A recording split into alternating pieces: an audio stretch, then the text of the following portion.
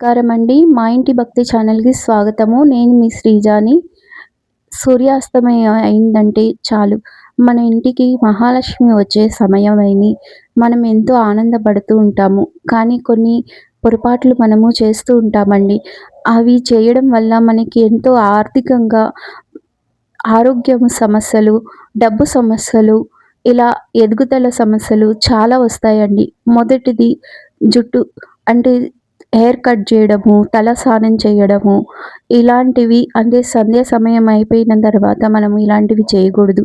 మీరే కాదండి, నేను కూడా ఇలాంటి పనులు చేసి కొన్ని అవస్థలు పడ్డాను. అందుకనే నేను తెలుసుకొని ఇది నేను షేర్ చేయాలని చెప్తున్నాను. రెండోదండి, ఆర్థికంగా ఎవరికి గూడా సంధ్య సమయంలో డబ్బులు ఇవ్వకూడదు అప్పు కింద. అప్పు కింద అయినా గానీ, ఏదైనా కానీ సూర్యాస్తం తర్వాత మనము ఇలాంటివి చేయకూడదండి. లక్ష్మీదేవి ఉండదంటారు. మూడోది, సాయంత్రం సమయం పూట చెట్లకు నీళ్లు పోయకూడదు. చెట్లకు నీళ్లు పోయడం అంటే సూర్యాస్తమయం తర్వాత మనము మొక్కలకి నీళ్లు పోయడం వల్ల ఎదుగుదల అన్నది ఆగిపోతుందండి. దాని ఎదుగుదల ఆగిపోతే మనకు గూడా ఆ ప్రభావము మన మనకు గూడా చేరుతది.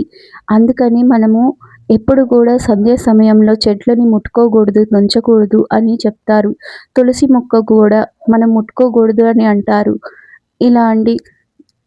నాలుగోది, ఎప్పుడు గూడా మనము అప్పు కింద ఎవరికి గూడా మనము పాలు, పెరుగు దానము ఇవ్వకూడదండి. ఎందుకంటే అప్పు కిందైనా, దానమైనా సాయంత్రం సమయంలో ఇస్తే చాలా మంచిదని అనుకుంటాము. పుణ్యం వస్తదని అనుకుంటాం. కానీ ఇవి ఇవ్వడం వల్ల మనకి సాయంత్రం సమయంలో ఇవ్వడం వల్ల పుణ్యం కాదండి, పాపం వస్తది.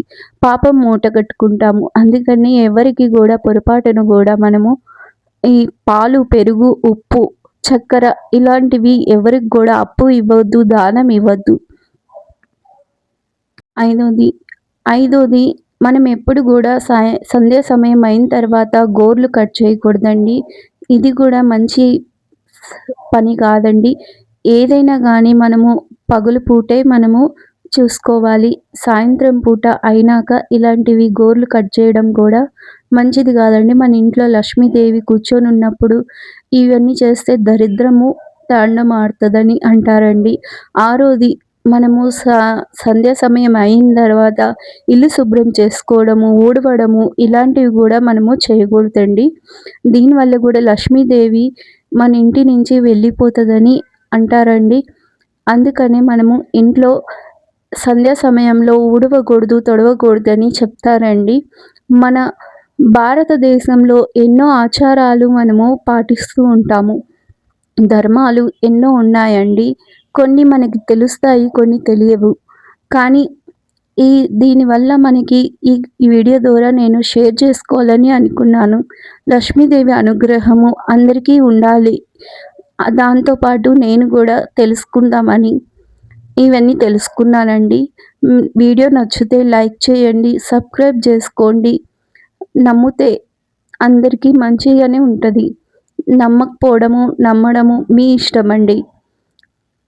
మీ శ్రీజ. Thank you watching.